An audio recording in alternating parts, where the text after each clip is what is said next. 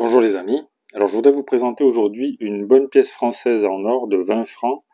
Donc il s'agit d'un Napoléon et évidemment vous voyez que sur cette pièce de monnaie de 20 francs qui a absolument les mêmes caractéristiques techniques que les pièces à l'effigie de Napoléon Ier. Cette pièce donc c'est une pièce qui ne porte pas l'effigie de l'empereur mais une pièce qui porte l'effigie d'une déesse antique, Cérès. Donc cette pièce, en effet, elle a été frappée sous la Deuxième République française en 1850 dans l'atelier de Paris. Donc il s'agit bien d'un Napoléon qui a absolument les mêmes caractéristiques techniques que les Napoléons à l'effigie de Napoléon Ier. Et cette pièce, elle pèse 6,45 g, elle est composée d'or à 900 millièmes et elle a un diamètre de 21 mm. Bon, il faut savoir que à propos des pièces de 20 francs or, donc elles ont été frappées à partir du règne de Napoléon Ier en 1803. Et ces pièces en or, elles ont restauré la fabrication de pièces en or qui avait été interrompue par la Révolution. Et elles ont remplacé donc les louis d'or à l'effigie de Louis XVI, donc le dernier roi de France. Et elles ont été remplacées par les Napoléons, donc qui portaient à l'origine le portrait de l'empereur. Mais évidemment, une fois que le règne de Napoléon Ier s'est achevé, les régimes qui lui ont succédé, donc la Restauration, et tous les autres régimes ont modifié évidemment l'effigie représentée sur les pièces. Et donc on voit les portraits sur les Napoléons qui ont été frappés entre 1803 et 1914. On va voir les portraits de Louis XVIII, Charles X, Louis-Philippe, et puis on voit sous la République ici, là, donc la République a choisi d'abord un premier motif après la Révolution de 1848. Le motif qui a été choisi, c'est le génie d'Augustin Dupré, donc qui avait été frappé déjà sous la Révolution française, donc un génie en train d'écrire le mot constitution donc sur une table de la loi.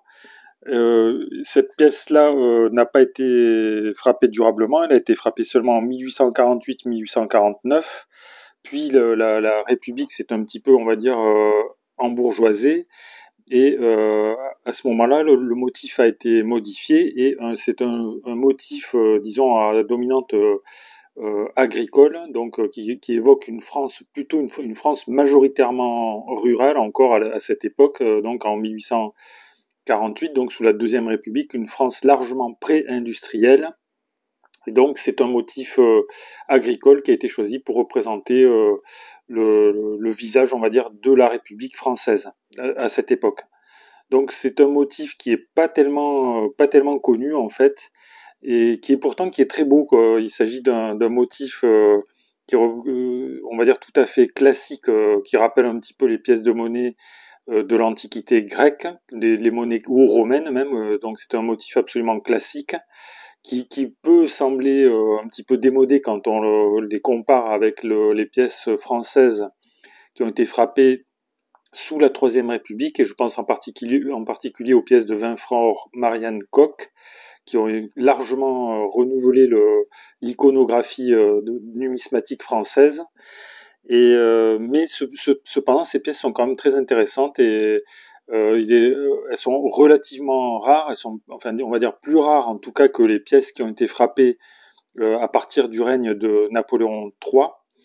Et elles sont plus rares également de manière générale que les pièces frappées sous la Troisième République, qui évidemment ce sont des régimes qui ont duré beaucoup plus longtemps, donc on a des pièces qui sont qu'on voit beaucoup plus fréquemment circuler.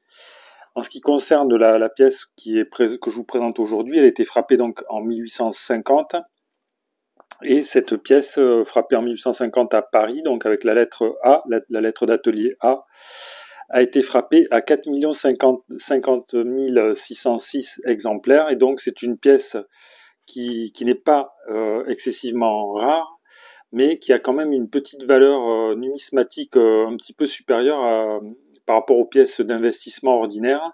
On peut la trouver, cette pièce, soit avec une prime classique pour ce genre de pièces, pour les pièces d'or d'investissement, soit avec, en fonction de l'état des pièces, avec une prime qui peut être un petit peu plus élevée.